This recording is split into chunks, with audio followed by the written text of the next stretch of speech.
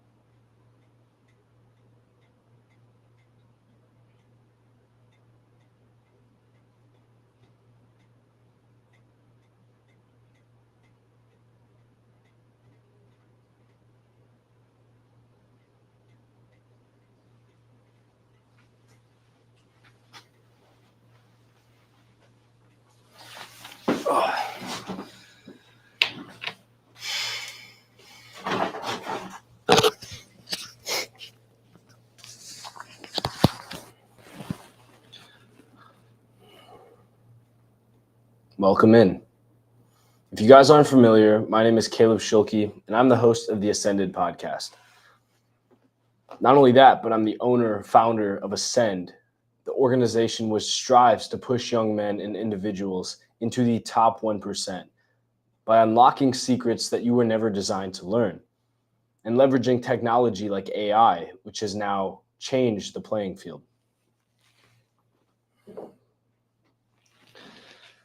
If you're on TikTok, welcome. I want to be talking into my primary podcast, so feel free to join us in the community.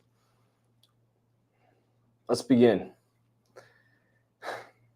Have you ever wondered why so many people struggle to get ahead despite doing everything right? I have myself. Well, it might not be your fault. In fact, the game has been rigged for over a century. When the iPad was first released, Steve Jobs famously didn't let his own kids use it. And long before that, oil tycoon John D. Rockefeller helped create the U.S. public school system with a chilling mission. I don't want a nation of thinkers. I want a nation of workers. These aren't just anecdotes. They reveal a pattern in our society. Think, work, and spend your life. Don't save it. In this live stream, we pull back the curtain on 3 such systems: education, finance, and technology, uncovering eye-open facts most people have never heard.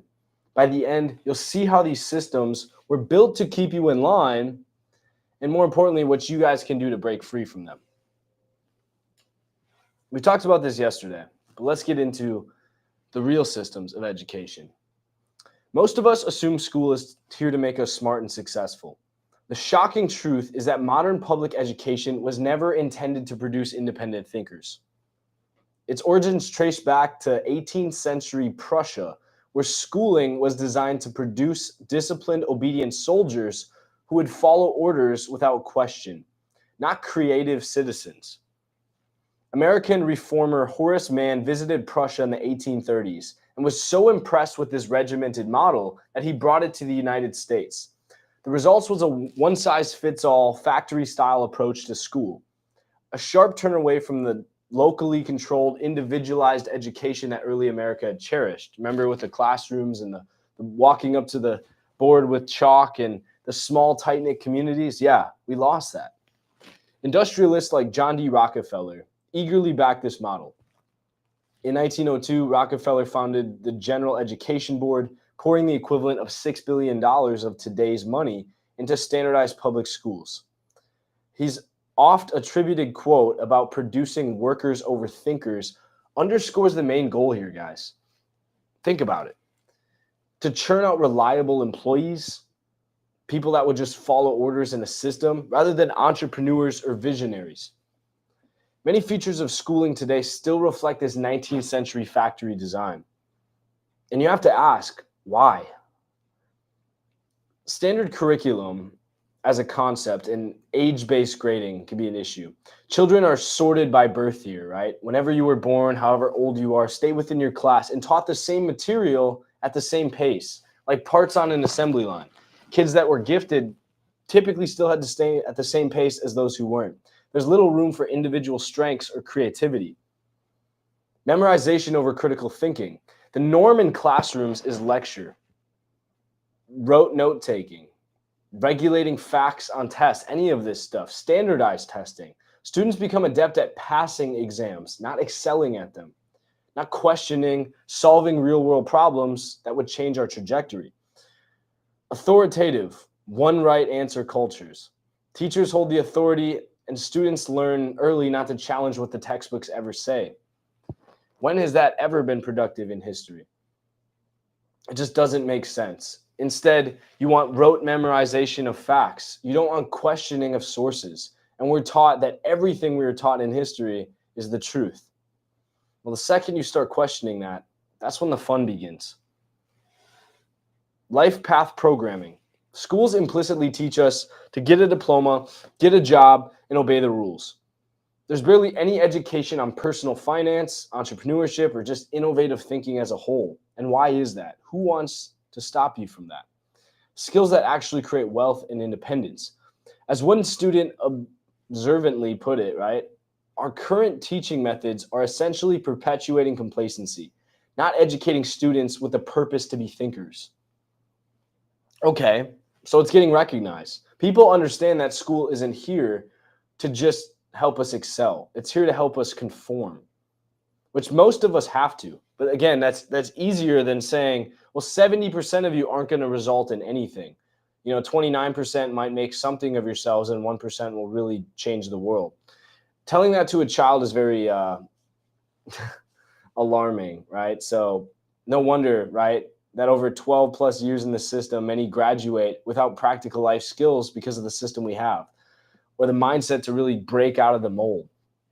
Critical thinking is taught in some classes, but often as the exception, not the rule, right? It's always special programs that get you to think outside the box, not part of the system as a whole. The end result will generations of people conditioned to follow instructions. For whose benefit?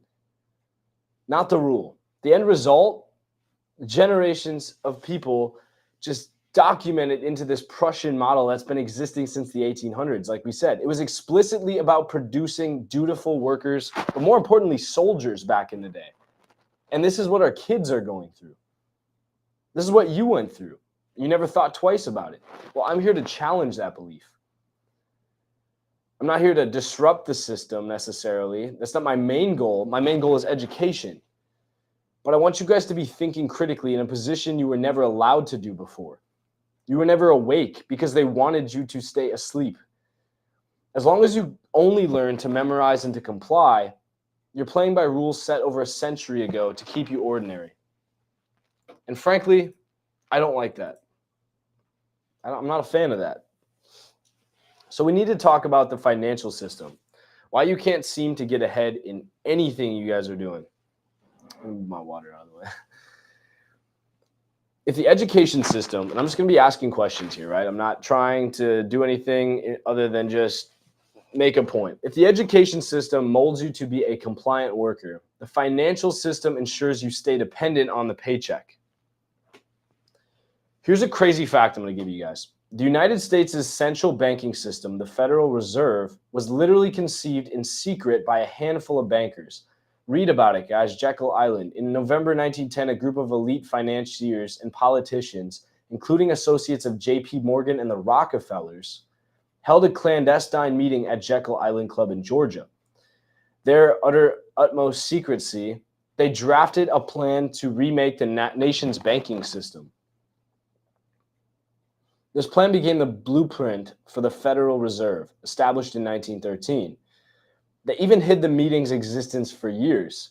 It would now widely become known and eventually not even first known until the 1930s, though.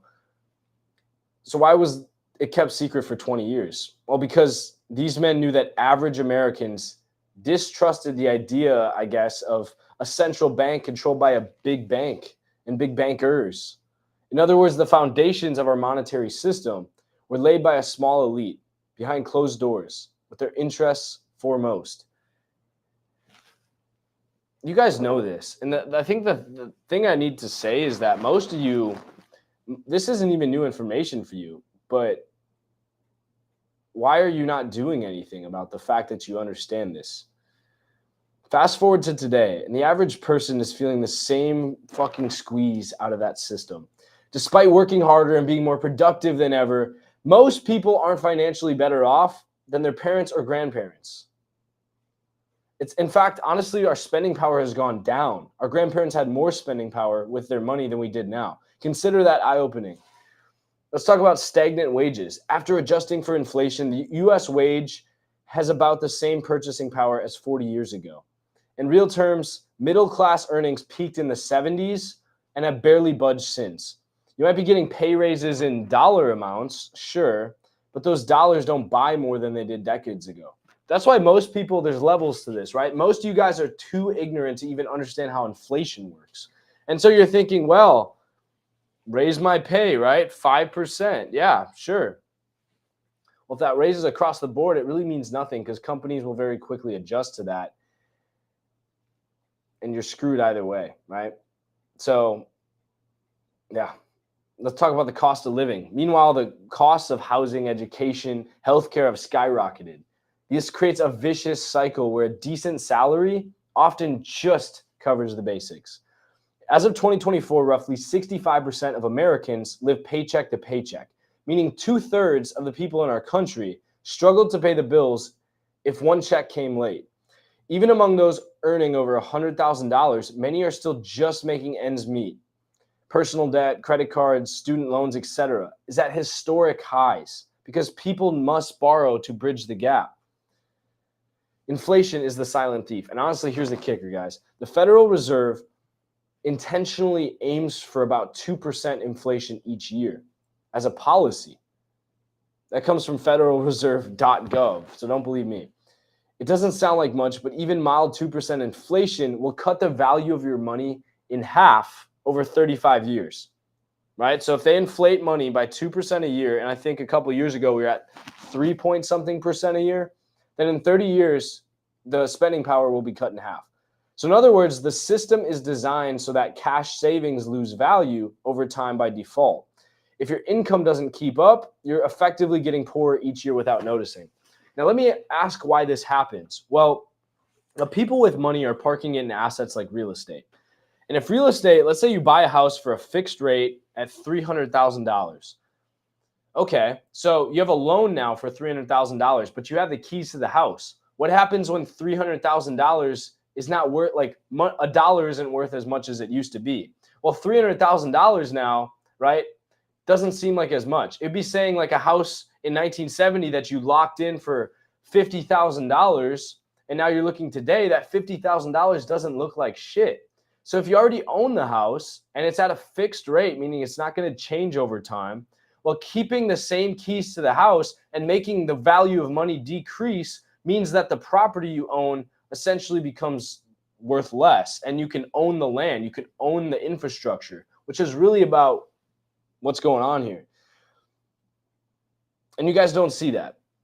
And I mean, just think about it. You're told to work hard, you're told to save money, yet the money system is quietly eroding the value of those savings and keeping your wages flat on purpose. That's from pewresearch.org. That's from an organization. So who benefits?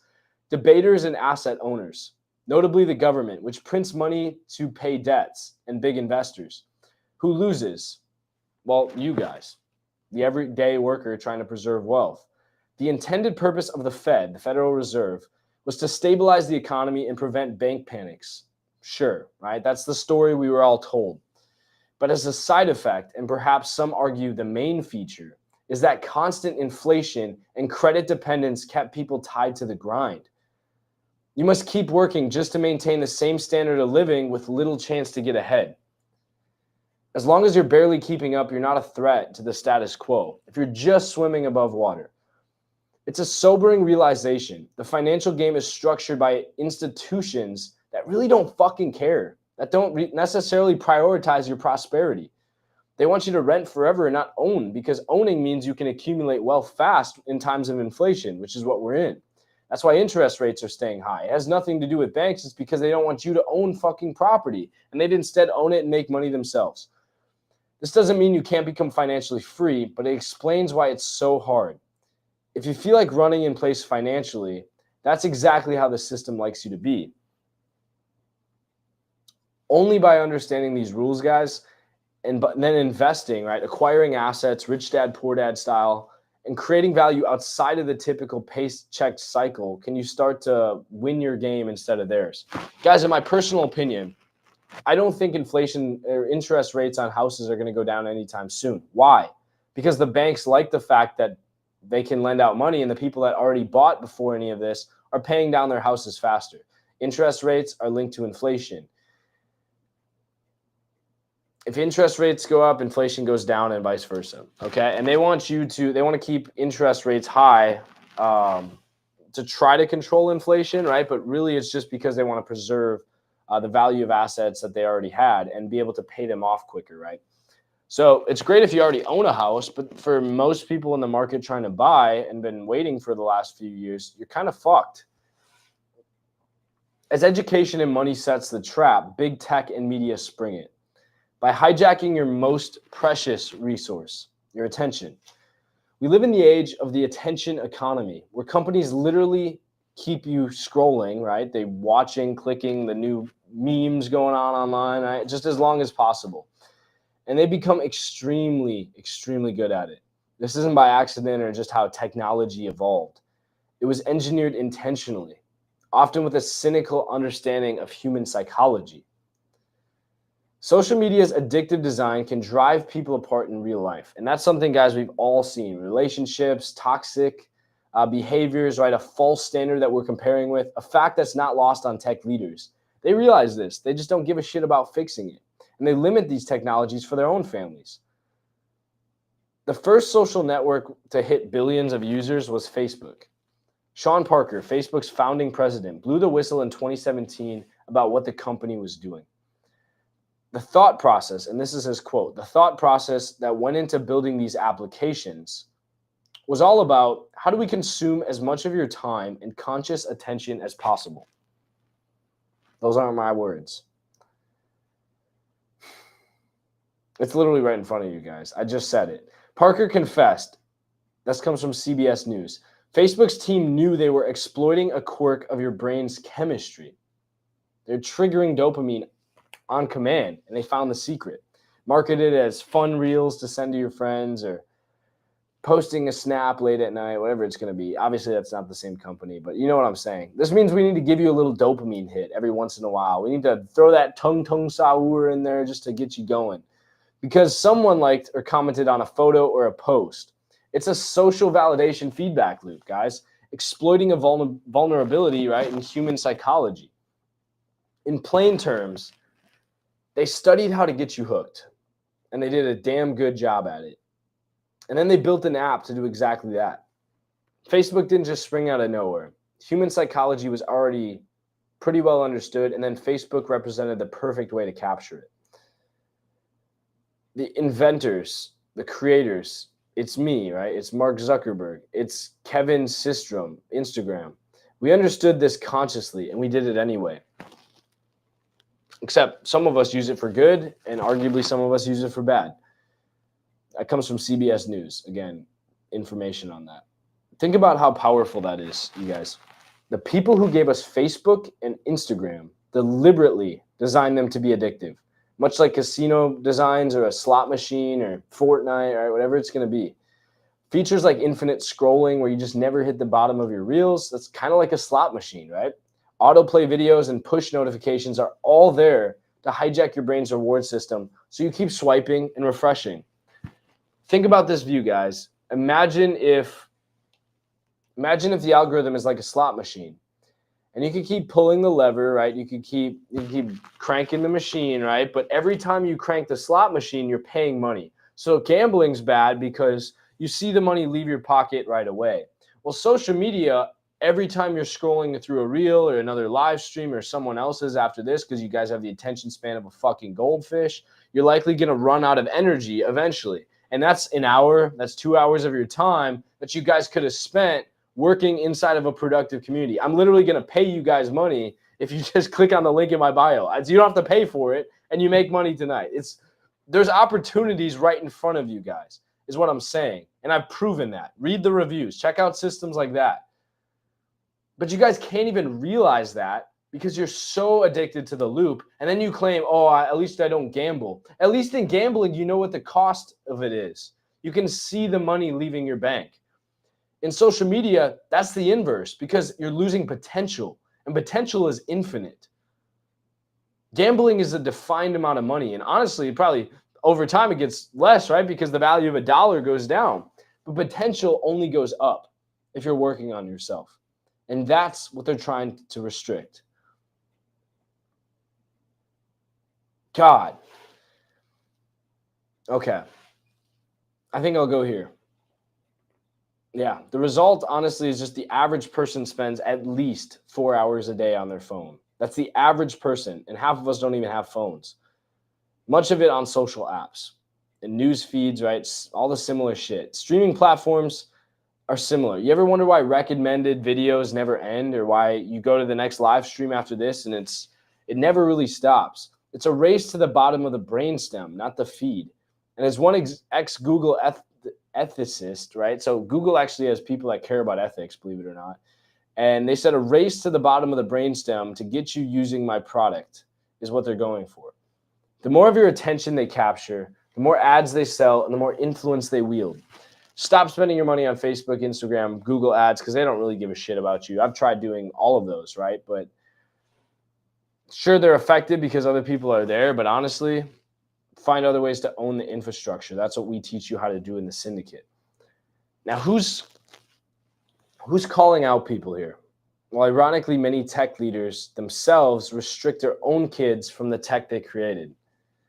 Steve Jobs wasn't alone. Bill Gates and many Silicon Valley executives enforced low-tech or no-tech rules at home.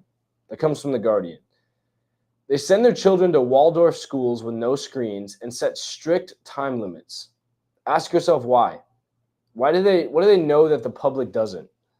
Simply put, they know these tools can be harmful if overused to concentration, to creativity, to mental health, and real-life relationships.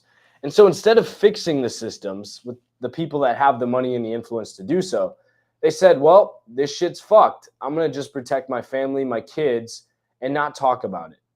And I'm going to look like I'm still doing the right thing and I'm ignorant to the problem. That's the same fucking narrative politics teaches you, the news teaches you, media teaches you over and over. We're fucking shit up, and then we're hiding our families from it and pretending that we're still doing good in the world.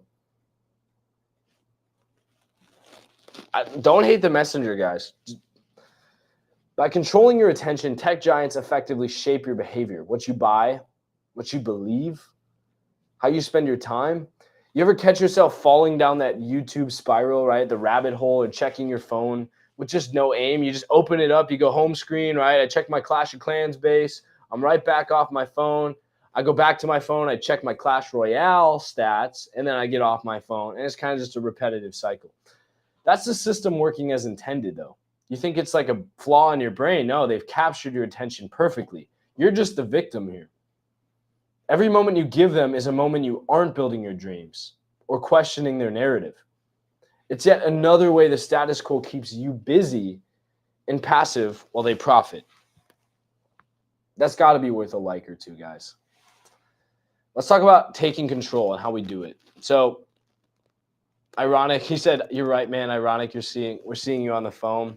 Yeah, man. Honestly, you have to use the infrastructure to beat the infrastructure. Thankfully, I built my own infrastructure. I own my own websites, things like that aren't, just reliant. So they could ban me at any time for even calling them out. And honestly, these people don't want me on the platform. But here I am. Until I get banned, I'm going to keep using it because why not? It exists and it's a better way to spread the message.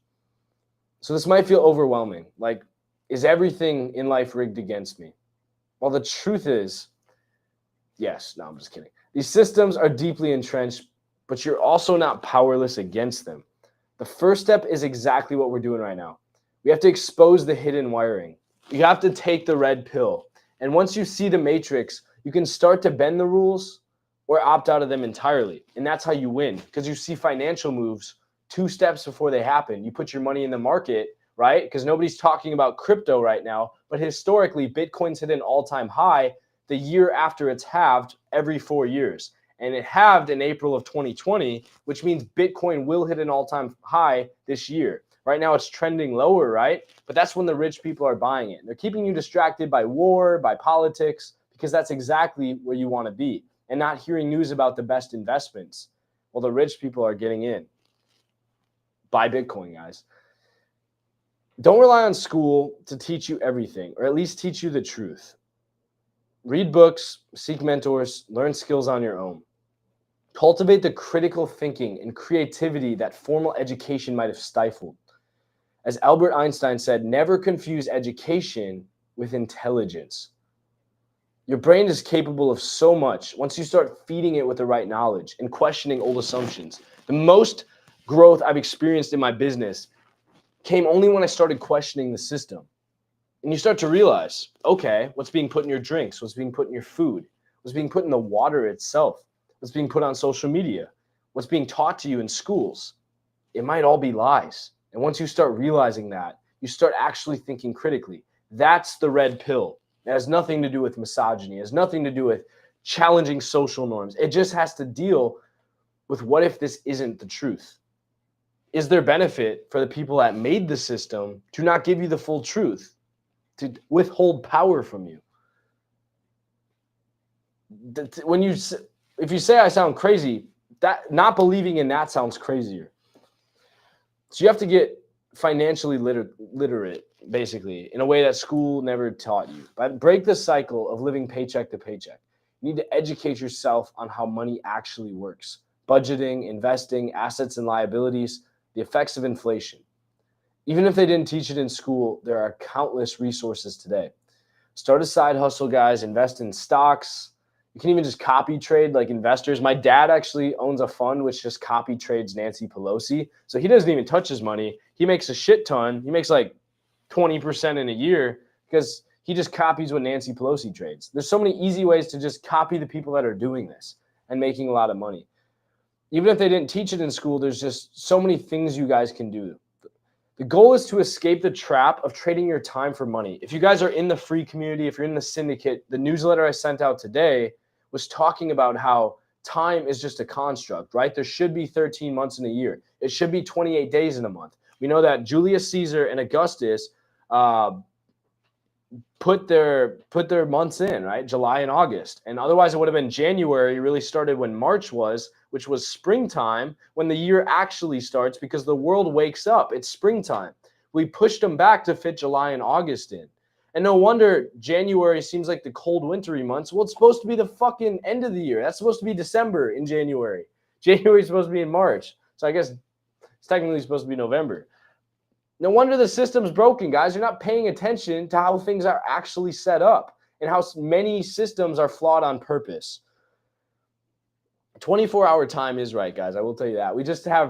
We have too many days in a month. We're supposed to have an extra month. We're supposed to have 13 months.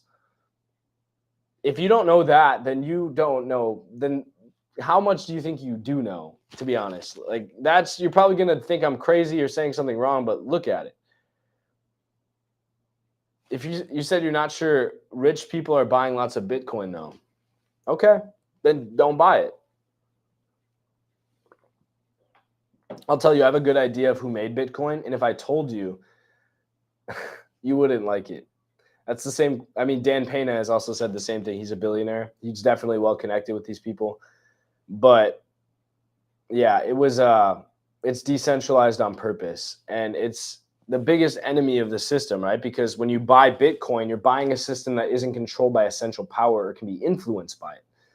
It's only influenced by the market itself and players in there. So you have true freedom when you buy a cryptocurrency like that. Next, we have to talk about reclaiming your attention. Your time and focus are the only two most valuable assets you should prioritize right now. Guard them. Set boundaries on social media and mindless screen time. I bought what's called a brick, guys, not endorsed by them. This little device you tap your phone against. It's like $50. And then I go put it in the other room. The only way to unlock the apps is go by physically going and tapping my phone screen against the brick to unlock the features on it. So you literally don't have a choice unless you go and actually physically get out of the room. And that's only when you're done working, right? So because I'm protecting my focus and I'm making it uncomfortable on purpose because Just like a gambling addiction, guys, we have a dopamine addiction, and it's going to feel uncomfortable when you train yourself off of it. You think vaping is bad? Well, you're giving into a worse addiction every time you look at this piece of shit, this phone, right? Uninstall apps that are too addicting. Turn off non-essential notifications. That's probably the best way to start. Just go in settings and notifications, and you don't need DoorDash notifications, guys. You're not ordering DoorDash every day. If you do, you're probably fat and lazy, and you need to meal prep. And schedule offline time for deep work, family, and rest. And just reset. Go touch grass. Go be a human being. Use technology as a tool, not a crutch. Remember, if you're not paying for the product, you are the product. Do you pay for TikTok? Do you pay for Instagram? Well, who pays TikTok and Instagram? Businesses. Why do businesses pay TikTok and Instagram? Why have I paid TikTok and Instagram and Snapchat and YouTube? Because I want you guys. I want your attention. You guys are giving something up. Attention isn't just, you guys didn't just say, I consent to give my attention away. I said, I consent to being scrolling on this platform. And you're being made into the product. You just can't see that because all you see is tong tong sao every day. So value your attention like the precious currency it is, and start acting like the 1%, and you will be. Next question, and speak up. I'm scared, guys. I'm actually scared to be saying these things because it poses a threat to my safety, my well-being. I can get banned on platforms. I can get shut up. I can be literally silenced. Somebody could come and take me out because I said the wrong thing and I challenged the system in a way that they didn't like. I'm taking a risk being here. But don't be afraid to question rhetorically, right? Like how things have always been done. Whether it's the career script or college guys' debt to 40-year job, right? And to maybe make it to retirement, that system or the news headlines that are meant to provoke you on purpose, like you're seeing right now, approach them with criticality. Discuss the insights with friends and family. The more people wake up to how these systems operate, the more pressure there will be for change. You think change means putting a ballot in a box. Change means understanding how the system works and making everyone aware. Class consciousness has always been the thing to start a revolution. And it doesn't need to be violent. It just needs to be a reframing of the ideals we have. And that's when our world will get fixed. Not with a ballot, guys. It's what goes on behind the ballot. Build your own path. The best way to beat a rigged system is to build your own game. Invest in yourself, your skills, your health, and your relationships. Define success on your own terms, not just a degree or a job title that someone else lets you have, right? That you had to apply for, that the system just so happened to grant you. Maybe you'll read a book on money management. Maybe you'll just delete the toxic app. Maybe you'll just stop talking to that toxic person, free up your time. Or just a course that teaches a skill that you're passionate about. Even just simply sharing this information, this podcast, or liking it with others is a powerful action. It's showing that you attest to your development and you want to see more for yourself. Lastly, guys, the thing I'll say is it's more around you than you think. I'm going to close this. I don't even need this iPad anymore. I'm here on a mission. I wouldn't be here, and I wouldn't have chosen to be here if I didn't think I was one of the people that had the knowledge to share. I'm probably, honestly, it's funny, I asked ChatGPT to assess me among other males, educationally, physically, fitness, all this stuff, and it ranked me in the top 2%, so between 1% and 2%. I'm not in the top 1%, I'm between 1% and 2% probably. I've been blessed with the ability to challenge structure, to look at things with deeper insight. And when you start doing that, most of the time you're going to realize the world is pretty pessimistic, guys. It doesn't look good. You're not going to be happy by going down the rabbit hole. You're not going to be happy by waking up. But once you wake up, once somebody provides the information from you, your life will start to get better. And although it sucks having the information, it is a burden to have education, to have true insight and intelligence. Although that's a burden to carry because most people won't agree with you socially because they're still in this system, you'll have the ability to change your life because you understand the inner workings and you can make financial moves, psychological moves, social moves backed on that. And surprisingly, but unsurprisingly, you're going to win every fucking time. I will teach you that stuff. I'm still learning. I have more knowledge right now than you do. And that's what puts me in that percentage. Why I'm winning more than I'm losing. And why I'm winning because most people are losing. Because most people don't have access to the information. Most people trusted their public school. Most people trusted the system. And I'm not saying that we should start a revolution. I'm not saying anything like that. And I don't condone violence. I don't condone things like that. But I will make it known that you need to think. And thinking is the most rare thing nowadays. And no wonder media, no wonder music, no wonder culture is pushing less and less the ability to critically think. Because that's the only thing you have left to create power.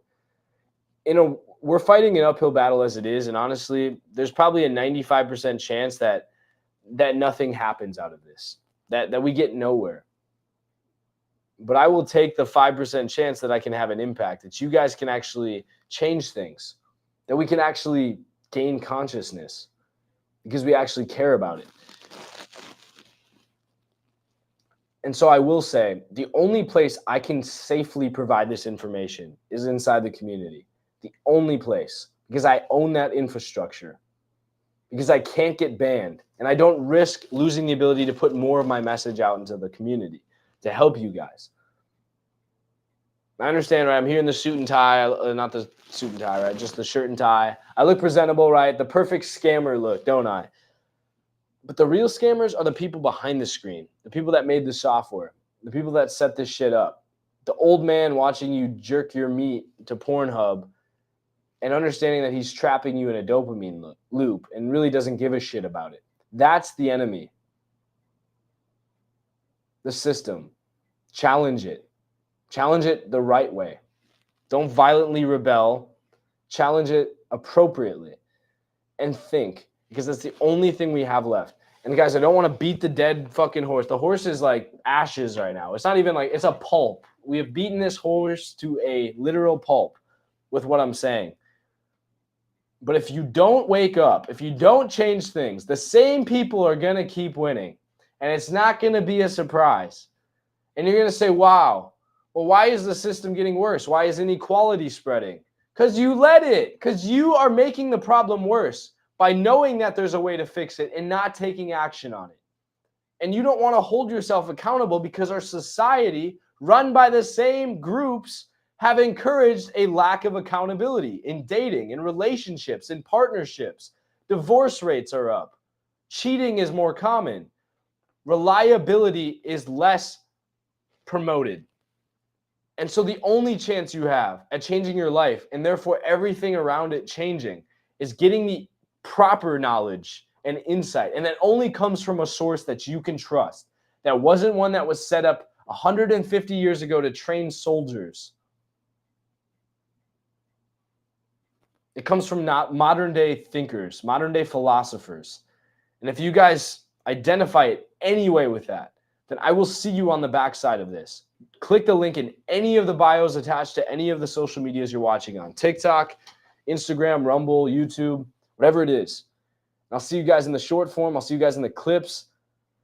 And hopefully you question me, because I can actually prove myself, unlike most of these systems. I want the best for you. I want the best for me. I want the best for all of us. But it's got to start with someone not being afraid to put their foot down. And I'll do that. As much as it might cost me, as much as I might get banned, get labeled a threat, get canceled, I'll do it. Have a good night, guys. We'll see you on the other side.